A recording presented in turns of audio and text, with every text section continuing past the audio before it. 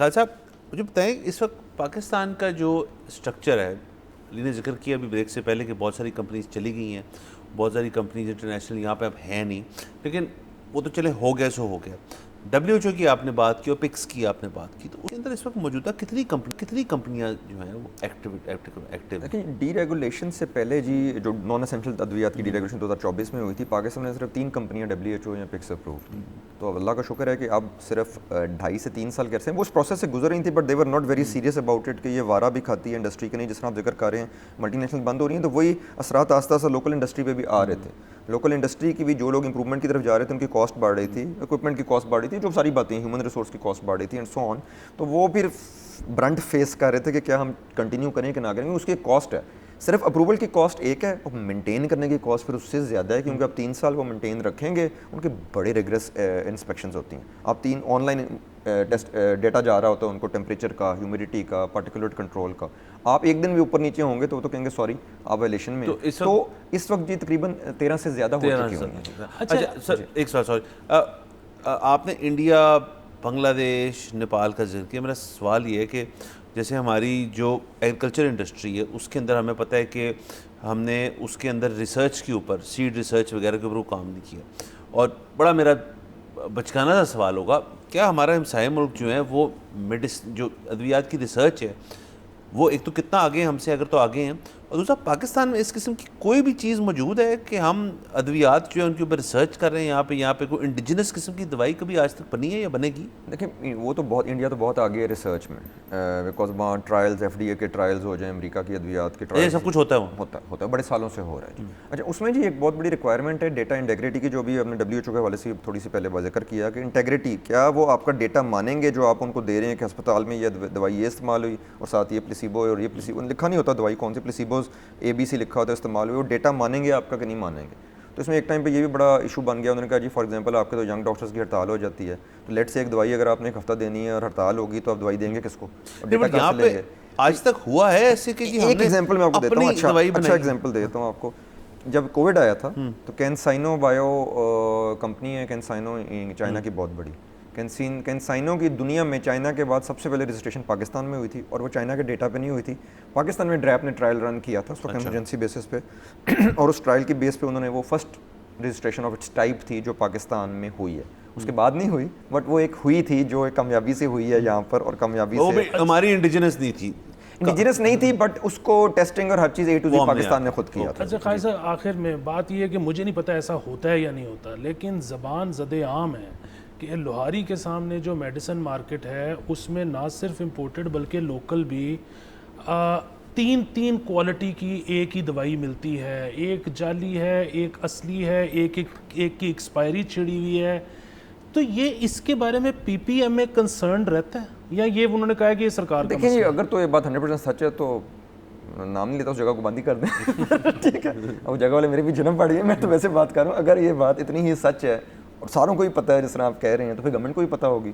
तो अगर वाकई ये हालात हैं तो बंद कर दें। It's a genuine wholesale market. अब होलसेल मार्केट में हर किस्म के लोग होंगे। आप मुनगुमरी रोड चले जाएँ, एक होलसेल मार्केट है एक चीज़ की, तो वहाँ भी आपको हर किस्म के लोग मिलेंगे। आप किसी और जगह चले जाएँ, बीडन रोड चले जाएँ, वो भी एक होलसेल मार्केट है एक चीज़ की, वहाँ भी आपको हर किस्म के लोग मिलेंगे। देखिए, वो ना सिर्फ हर जगह मौजूद हैं, लेकिन जेन्युइन काम करने वाले भी उससे बहुत बड़ी तादाद में मौजूद हैं।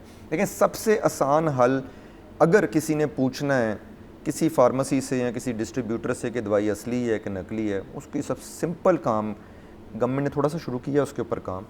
डिस्ट्रीब्यूशन मैनेजमेंट सिस्टम एक बनाया पंजाब गवर्नमेंट ने, ड्रैप का भी एक सिस्टम है, उसमें वो आपके डिस्ट्रीब्यूटर्स के भी नंबर अलॉट हो रहे हैं। So you can check once, ये 2D data matrix federal minister साहब का, हमारे मुस्तफ़ा कमाल साहब का बड़ा इनिशिएटिव है और इस पर बड़ी तेज़ी से काम हो रहा है कि आप मोबाइल के थ्रू स्कैन करके ड्रैप की डेटाबेस से चेक कर लें सीरियलाइजेशन के साथ एक डब्बी का कि जेन्युइन है कि नहीं है। लेकिन उसमें आपके, सॉरी मैं बात कर रहा हूँ, उसमें आ जाएगा कि ये डिस्ट्रीब्यूटर चैनल से आई है कि नहीं आई हुई। अगर वो स्कैन हो रही है तो आई है, चाहे वो लोहारी हो चाहे किसी फार्मेसी में। लेकिन ये सिर्फ लोकल उस पे होगा ना जो इम्पोर्टेड है? नहीं, उस पर भी होगा। अच्छा, उस पर भी होगा। जिस तरह देखें कोविड के बाद जब उन्होंने सख्ती की, लॉ तो पहले भी था, तो उन्होंने कहा था कि पाकिस्तान में कोई चीज़ इंपोर्ट नहीं हो जिसमें उर्दू ना लिखी हो। तो अब केचप सो जो मर्जी हो, उसमें उर्दू लिखी जाती है और आती है, क्योंकि ये तो मैं ये होगा। आपको ज़ाती एक्सपीरियंस बता रहा हूँ कि जब मैं प्रोलिया लेने के लिए फ़ोन करता हूँ मुझे 3 रेट बताए जाते हैं कि कौन सी वाली चाहिए। देखें, उसमें जो रेट बता रहा है आप FIA में उसकी रिपोर्ट करें पहले से ठीक है ये हाँ, हमें भी चाहिए कि हम विजिलेंट रहें। और उसको भी चाहिए कि अगर इस तरह का काम कर रहा है तो ज़रा सोच समझ तो साहब जो अवाम की हद तक टाइम ख़त्म हो रहा है कि अब लोग जो हैं वो घबराए हुए हैं इस किस्म की चीज़ें ना। असल में आपको भी जहाँ से पता चला या मैं भी देखता हूँ कि सोशल मीडिया पे बड़ी इसके ऊपर है कि जी ये जाली आती हैं। अब मैं यहाँ तो नाम नहीं ले सकता कौन सी फार्मेसीज ठीक हैं, कौन सा, हमें क्या पता कौन सी ठीक है, बट अब जब तक ये ड्रैप का सिस्टम नहीं आता तो एक शख्स जो है जो बीमार है या उसके अजीज़ को बीमार है, वो फार्मेसी जाके मौजूदा क्या ऐसी चीज़ दवाई के डब्बे पे या पत्ते पे या फार्मासिस्ट से क्या ऐसे सवाल पूछ सकता है जिससे कोई किसी किस्म की तस्दीक हो कि जी ये जाली नहीं असल है। देखिए, अगर तस्दीक करनी है उसका सबसे आसान हाल ये होता है फार्मासिस्ट से पूछें क्या उसके पास डिस्ट्रीब्यूटर की वारंटी वाली इनवॉइस है कि नहीं है। That is the only legal proof, that is the legal proof जो हमें भी लीगली डिस्ट्रीब्यूटर को देनी पड़ती है और डिस्ट्रीब्यूटर फार्मासिस्ट को देता है, वो that is the legal proof. और दूसरा सेकंड स्टेप उसका चेक करने का ये होता है कि क्या वो डिस्ट्रीब्यूटर जो है उस कंपनी का डिस्ट्रीब्यूटर है कि नहीं है। ये डेटा अवेलेबल होता है फार्मेसी पे, जारी पता लोग जल्दी में होते हैं दवाई लेने के लिए, वो डेटा तो सारा नहीं मांगते। दूसरा आपने बात सही की, एक नाम नहीं ले सकते, लेकिन जनरली स्पीकिंग जो चेन फार्मेसीज हैं ना उनकी प्रोक्योरमेंट हमेशा डिस्ट्रीब्यूटर चैनल से हो रही थी। वाई? बिकॉज उनको लिए ईजी होता है। उन्होंने अगर 10 फार्मेसी को लिए खरीदना है तो वो 10 इंडिविजुअल ऑर्डर्स नहीं निकालेंगे, वो जेन्युइन डिस्ट्रीब्यूटर के पास प्रॉपर जाएंगे और वहाँ से लेंगे, because they have their reputation, अपनी भी रेपुटेशन। और अगेन मेरा एक और बिल्कुल बचकाना सा सवाल कि देखिए बात अगर कोई किसी चीज़ के इलाज के लिए ले रहा है तो ऐसे केसेस भी हुए हैं बहुत ही सीरियस किस्म की मेडिकेशन के अंदर के जान का नुकसान भी हो गया और बिकॉज कि आपकी इलनेस ही ट्रीट हुई। लेकिन अगर वैसे कोई प्लेसिबो नुमा चीज़ जो है, ज़्यादातर ये प्लेसिबो नुमा चीज़ें होती हैं ना, क्योंकि अपना मतलब उन्होंने खर्चा बचाना है, तो उससे आपको सिस्टम को मतलब बीमारी छोड़ के कि बीमारी हल नहीं हो रही, वैसे कोई नुकसान है? नहीं जी, अगर देखें बात तो जी पे कहने वाली, लेकिन अगर जाली दवाई किसी ने बनानी है और आई डोंट नो इंजेक्शन बना रहा है तो सिर्फ डिस्टिल वाटर ही भर दे, कुछ ना और भरे। अच्छा, नुकसान तो कोई नहीं होगा ना, मेहनत नहीं फायदा होगी। तो कोई नहीं होगा, नुकसान तो कोई नहीं। सिर्फ है तो पानी भर दे और कुछ ना भरे, साफ पानी हो। दवाई है तो प्लेसिबो में लैक्टोज और इस तरह के एक्सिपिएंट्स होते हैं वो कर दे, उसमें नुकसान कोई नहीं है। बट खुदा न ख्वास्ता अगर देखें सीरियस बीमारी है और इमीडिएट आपको रिलीफ चाहिए तो वो नहीं है, वो नहीं है। दैट्स द डेंजरस पार्ट ना। अदरवाइज अगर आपको रूटीन में बुखार है 100 डिग्री और आप एक दवाई खा लेते हैं असर नहीं करती तो खुदा न ख्वास्ता आपको क्या हो जाएगा, 101 बुखार हो जाएगा, चलें।